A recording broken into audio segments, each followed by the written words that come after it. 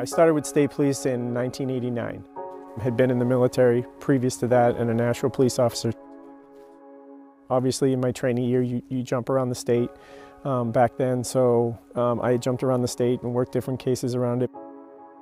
When you go into the major crime unit in state police, you're given a cold case to work on at that time, or a couple cold cases. And this was one of the cases that I happened to read about, and I looked into it a little bit more and it just piqued my interest.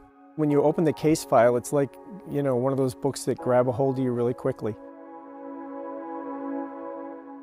Running through the information that was in the case file itself, the different aspects to this, and then just coming to the very quick realization, like, this is not New Hampshire. Like, this is not what we normally see up here.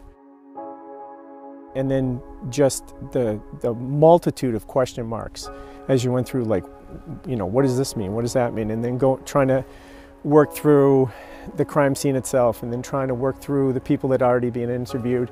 So it just was like, you know, like a novel. It just grabs you. This grabbed me and I ran with it. Not just homicides, but homicides in Allenstown were rare, where you would have, you know, 2 victims or 3 victims or 4, you know, the multiple victim homicides were extremely rare. Having at that time 2 victims and just the manner in which they were killed, the blunt trauma side of it, it just, yeah, it was very abnormal for New Hampshire. I was reading through the case file and I'm a very visual type person, and you come out and you try to see what's printed on paper and you're trying to match the things up from out here, and it gives you a better grasp on the entire case when you're going through it. I wanted to really match what the case file was telling me and the exact area.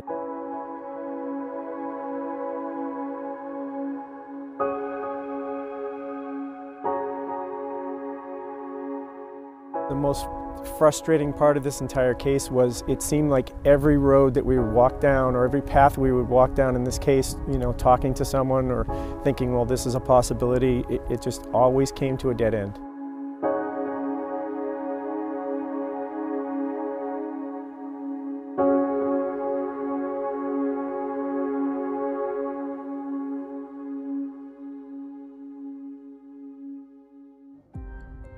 There is a mystery that has gone unsolved in Allenstown since the mid-'80s. That was a different time. You know, we didn't have cell phones back then. You didn't have the internet back then. People weren't as connected. And so it's possible that 4 people went missing, and maybe you know, local police department was notified about it, but it didn't go any further than that. I said I'd come out, walk the area, try to get a better grasp, write some notes about it, and then I was going to go home for the rest of the day. It's a beautiful state park here, but there's things out here that, you know, it is a state park. It's open to the public, so any possibilities. It's a safe place to go. It's a great place for recreation. You know, it's kind of one of the gems in New Hampshire, but, you know, there's flaws in every gem. I actually was in the canine unit for many years, so we do a lot of canine training out here in Bear Brook. You start doing laying tracks for dogs, and you're out in the middle of the woods and having the dogs trained to come out and find you, you actually start to understand how dense these woods are and how big Bear Brook is itself. But this is further out than we would normally go for canine training. I remember it was a sunny day, it was warm. When I first came out that day, I was trying to figure out exactly where this was in Bear Brook. I had to, you know, try to figure out exactly where it was before I even pulled into the area. This is where the store used to be. This was the foundation of the camp store that was here before it closed.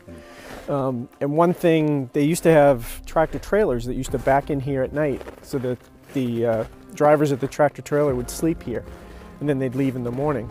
So that was another factor when we first started investigating the case, wondering if that was an aspect to it or not. We couldn't really close any possibilities. So you really had to think about, you know, this is a state park and people go through it all the time. I had done most of the walkthrough that I wanted to and looked at some different things and got a grasp of the area. and wrote some notes about it, and then I was starting to walk out back towards my car, and then I started to walk off the path a little bit into the wooded area and over in this area, and that's when I came across, you know, finding a barrel out in the middle of the woods really isn't, you know, it could be just something, especially with the store that had been here, really wasn't surprising. But when I walked up and I saw the plastic that was inside the barrel, then it made me think, you know, and you're trying to talk yourself out of it because you don't think it's going to be what you think it is.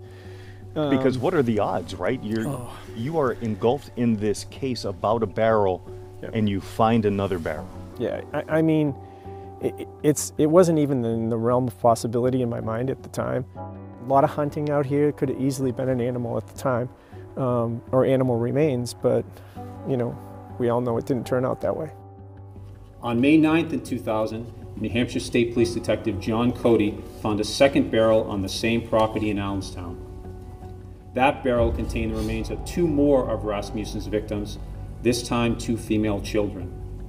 Based on their apparent ages and their age with respect to the first child victim, we've referred to these 2 victims as the middle child and the youngest child.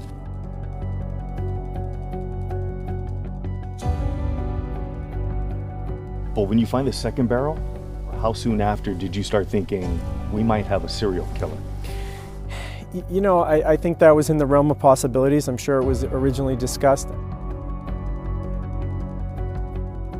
Again, this is New Hampshire. You wouldn't even think, I mean, it's abnormal to find 2 bodies, you know, wrapped up in a barrel that, you know, had broken open and was found by a hunter, but it's not even going to be in the realm to think, okay, there could be another barrel out there. When I peeled back the plastic and I saw the white, you know, I think I still was second guessing myself. I had to go back out to my car, get my flashlight, come back in and shine it, and then when I saw the bones. Everybody came out. We actually had to contact the medical examiner, and they confirmed that they did appear to be human remains. I think the thing that was really resonating with us that day is the size of the bones, so you knew that these were younger victims, most likely children. New Hampshire's a wooded area. There's a lot of secrets buried out in woods everywhere in New Hampshire. All options were open. You know, was the barrel there since the beginning? Is this another, you know, 2 other victims? Are they any way related? The second barrel was actually found over in this area. And, you know, obviously quite a distance from the other barrel. Because there's so much of a distance between the 2, the chances of this barrel even being found at that first investigation were probably slim to none.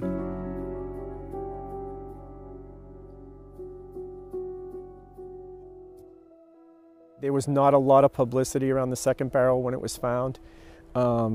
You know, obviously the local police department knew about it. We worked very closely with the Allenstown Police Department at the time.